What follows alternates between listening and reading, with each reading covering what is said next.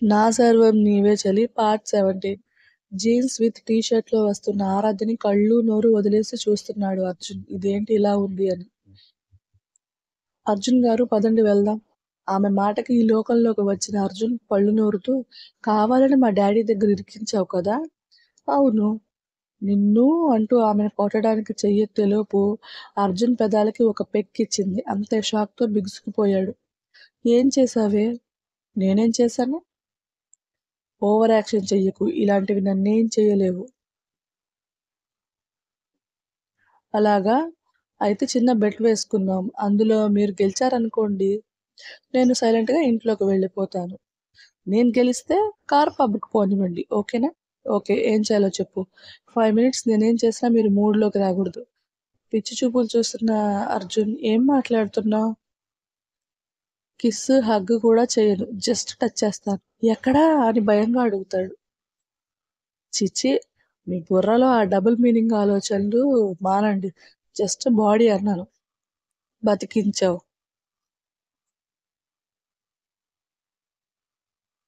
రెడీనా? సరే. Kiss, hug కాదు. ఓకేనా? ఓకే. డన్. అర్జున్ ఒడిలో కూర్చున్న ఆమెని హగ్ లేదన్నావుగా మరిదేంటి? హగ్ ఎక్కడ చేసుకున్నాను? జస్ట్ మీ ఒళ్ళో కూర్చున్నాను. ఇది ఏదో తేడాగా ఉందిరే అర్జున్ నువ్వు అస్సలు కంట్రోల్ తప్పకూడదు అని తనను తానే మోటివేట్ చేసుకున్నాడు. మెల్లిగా అర్జున్ షర్ట్ బటన్స్ విప్పుతున్న ఆమెని అయోమయంగా చూస్తూ ఏం చేస్తున్నావే అని అడుగుతాడు.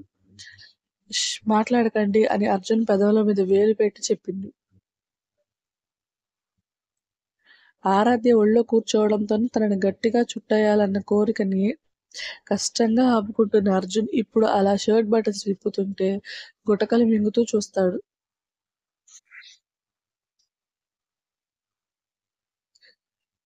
అర్జున్ పెదాలపై ఉన్న వేలుని సుతారంగా గడ్డం మీదకి, అక్కడి నుండి అర్జున్ చెస్ట్ మీదకి తెచ్చి ఛాతీ మీద హెయిర్‌ని వేలితో చుట్టి ఒక్కసారిగా లాగింది. 2 పిడికిళ్ళు బిగించి డీప్ బ్రీతింగ్ తీసుకున్న అర్జున్ ఇది నాకు హార్ట్ అటాక్ తెచ్చేలా ఉంది అని చాలా కష్టంగా తనని కంట్రోల్ చేసుకున్నాడు.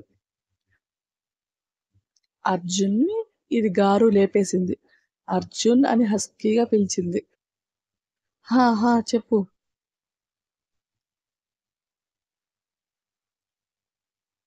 చాలా కష్టంగా ఆపుకుంటున్న అతని ఫీలింగ్స్‌కి నవ్వుకుంటూ డోస్ పెంచాలి అనుకుని అర్జున్ బుగ్గ మీద నాలుకతో లిక్ చేసింది. చాలా కష్టం మీద కంట్రోల్‌లో ఉన్న అర్జున్ ఆరాధ్య చేసిన పనికి ఒక్కసారిగా ఆమె నడుము చుట్టూ చేతిని బిగించి ఇద్దరి పెదాలు కలిపేశాడు. నవ్వుతూ అతనికి ముద్దుకి సహకరించిన ఆమె ఎంతసేపైనా అర్జున్ వదిలేలా కనిపించకపోవడంతో ఒక్కసారిగా బైట్ చేసి పెదవులు వేరు చేసింది. ఒసేయ్ ఏంటే ఇలా కొరికేశావు? మరి బంకలా అతుక్కుంటే కొరక్క ఏం చేయాలి? ఇంకోసారి బేబీ.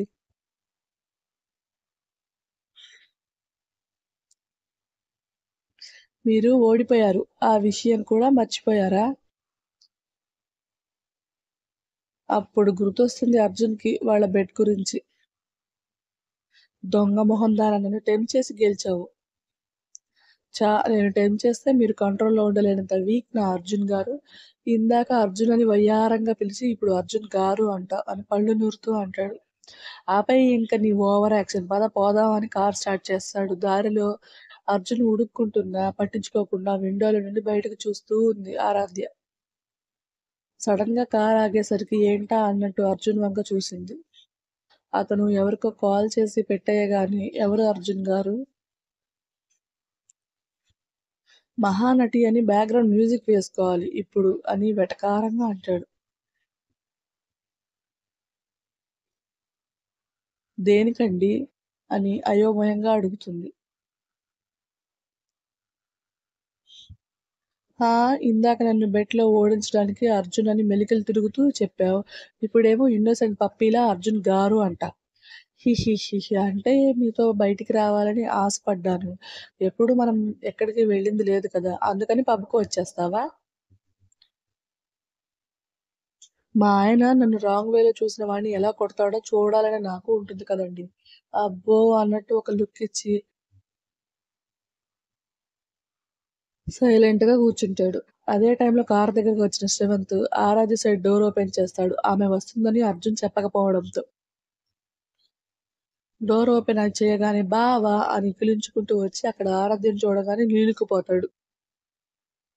అతను చూసిన ఆరాధ్య ఇతను మార్నింగ్ మన ఆఫీస్‌కి ఇంటర్వ్యూకి వచ్చిన పర్సన్ కదా అని అయోమయంగా అడుగుతుంది. అతనేలే ఒరేయ్ షాకయించాలి వెనక్కి వెళ్లి కూర్చో అని విసుగ్గా అంటాడు అర్జున్. అర్జున్ మాటలకు తేరుకొని హిహి అని క్లోజప్ యాడ్ లాగా స్మైల్ ఇచ్చి బ్యాక్ సీట్‌లో కూర్చున్నాడు శ్రవంత్. ఆరాధ్యకి అంతా అయోమయంగా ఉండి అర్జున్‌ని అడిగింది అదే విషయం. ఇతను నా ఫ్రెండ్ శ్రవంత్ చెన్నైలో నాతో కలిసి వర్క్ చేశాడు. మరి మార్నింగ్ ఈ విషయం నాకు చెప్పలేదు. ఇప్పుడు చెప్దామని అప్పుడు చెప్పలేదులే అని వెటకారంగా అన్నాడు. జోక్‌నా? కాదు కేక్ తింటావా? మీతో వాదించే ఓపిక నాకు లేదులెండి అని సైలెంట్‌గా కూర్చుంది. ఫ్రంట్ మిర్రర్ నుండి శ్రవంత్‌ని చూసిన అర్జున్, రాముడు మంచి బాలుడు అన్నట్టు సైలెంట్‌గా కూర్చోవడం చూసి, నువ్వేంట్రా పొద్దున చెల్లెమ్మ, బావ అని వరాలిచ్చి, ఇప్పుడు మూగమొద్దులా కూర్చున్నావు?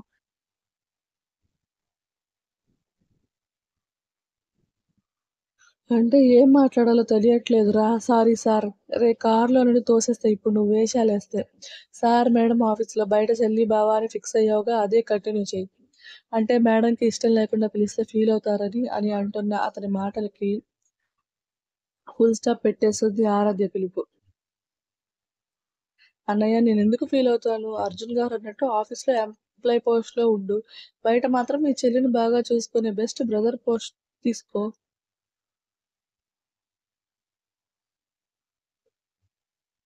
థాంక్స్ అమ్మా.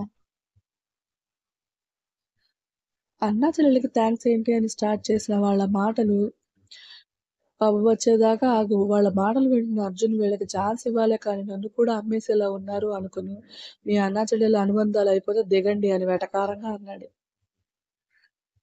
ఓహ్! వచ్చేసేమా అని ఇద్దరూ దిగి మళ్ళీ వాళ్ళ మాటలు కంటిన్యూ చేశారు.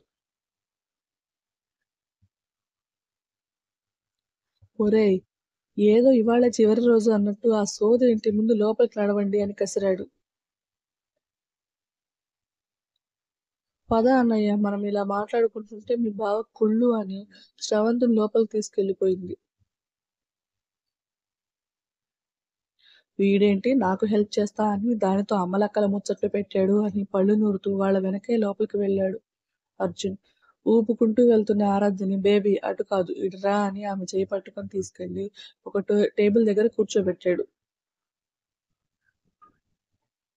అర్జున్ గారు వాటర్ కావాలి. రేయ్ మీ చెల్లికి వాటర్ అంట తీసుకురా. మా చెల్లికి వాటర్ నీకు వోడ్కానా బావా? రేయ్ పగులుద్ది. నోరు మూసుకొని పో.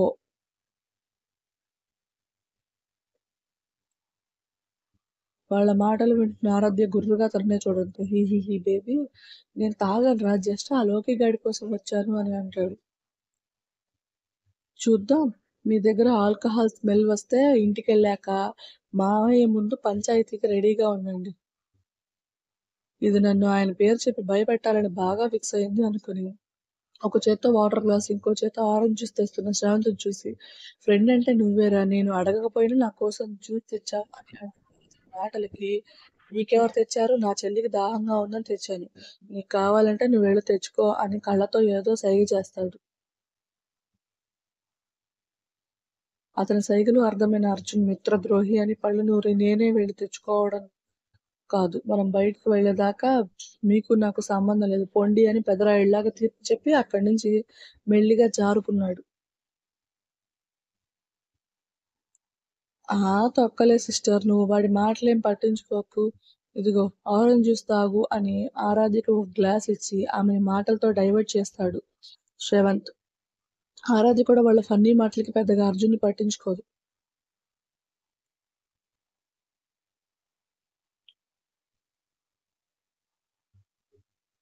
ఆరాధ్య వాళ్ళ దగ్గర నుండి పక్కకి వెళ్ళిన అర్జున్ ఎవరి కోసమో వెతుకుతూ పబ్‌లో తిరుగుతూ ఉన్న టైంలో ఎదురుగా లోకేష్ ఎవరో అమ్మాయితో డాన్స్ చేస్తూ కనిపిస్తాడు. ఇవాళ నా టైం చాలా బావుంది.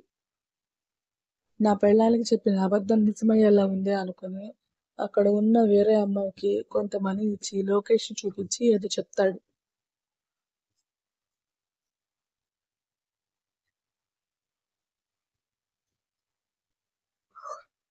ఆ అమ్మాయి "సార్ రిస్క్ ఏమో ఆలోచించండి" అంటుంది. "ఏం కాదు నేను చెప్పినట్టు చెయ్యి. ఎలాంటి రిస్క్ ఉండదు. ఏదైనా నీకు ప్రాబ్లమ్ రాకుండా నేను చూసుకుంటానని" చెప్పి లోకేష్ దగ్గరికి పంపాడు. హమ్మయ్య! ఒకే దెబ్బకి రెండు పిట్టలు అని ఎవరి కోసమో వెతకడం స్టార్ట్ చేశాడు.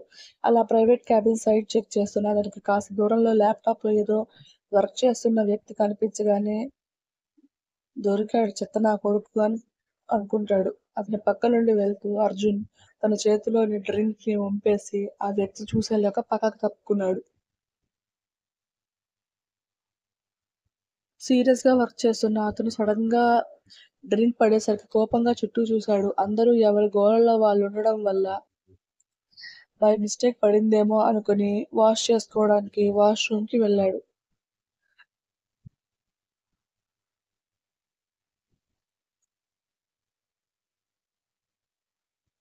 అతని చుట్టూ సెక్యూరిటీ లేదని కన్ఫర్మ్ చేసుకున్న అర్జున్ సైలెంట్‌గా ఎవరికో మెసేజ్ చేసి ఆరాధ్య వాళ్ళ దగ్గరికి వెళ్ళిపోయాడు. సాటిస్ఫాక్షన్ ఫేస్‌తో వస్తున్న అర్జున్ చూసి, "ఏంటి మా చెల్లిని వదల్లేక వచ్చేసావా బావా" అని వెటకారంగా అడుగుతాడు శ్రవణ్. అవును మరి ఇది పెద్ద మిస్ ఇండియా దీనికోసం పడి చచ్చిపోతున్నాను. అర్జున్ వంక కొట్టేలా చూస్తూ, అవును ఈ మిస్ ఇండియా కోసమే మొన్న అంకుల్‌ని బెగ్ చేసుకునే రేంజ్‌కి వచ్చారు అని పళ్ళు నూరుతూ అంటున్న ఆమె మాటలకి, ఏదో పెళ్ళాం పోస్ట్ ఇచ్చాను అని నువ్వు మీ మావయ్య తెగ చిందులేస్తున్నారు. ఏదో ఒకరోజు నాకు కూడా టైమొస్తుంది. అప్పుడు అర్జున్ ప్లీజ్ నువ్వు లేకపోతే మేం బతకలేం. నువ్వే మా తోడు, నీడ అనే రోజు వస్తుంది. అప్పుడు చెప్తా ఒక్కొక్కళ్ళ సంగతి అని కచ్చిగా అన్నాడు. అర్జున్ దగ్గరకు వచ్చి స్మెల్ చూసి ఏం డ్రింక్ చేశారు అర్జున్ గారు? అసలు స్మెల్లే రావట్లేదు అని అడిగింది ఆరాధ్య. ఆమె అడిగిన దానికి అయోమయంగా ఏం మాట్లాడుతున్నావే అన్నాడు.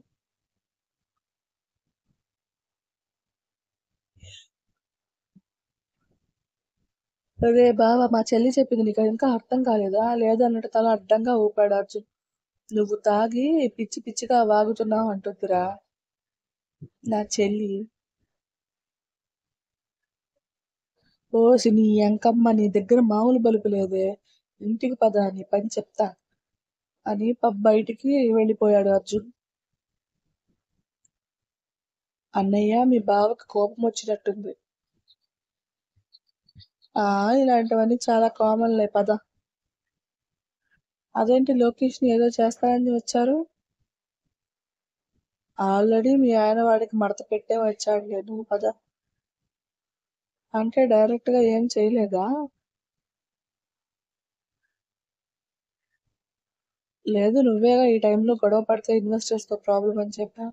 సో మా వాడు నీ మాట కోసం తెర వెనుక అన్నీ చక్కబెట్టేశాడని ఆరోగ్యం తీసుకొని బయటికి నడిచాడు.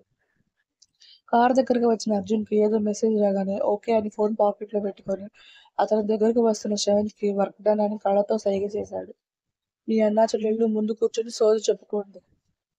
ఆవిడ వెనక తిరిగి కష్టపడాల్సిన అవసరం లేదు అని కీస్ శ్రవంత్‌కి విసిరేసి బిందాస్‌గా బ్యాక్ సీట్‌లో సెటిల్ అయ్యాడు.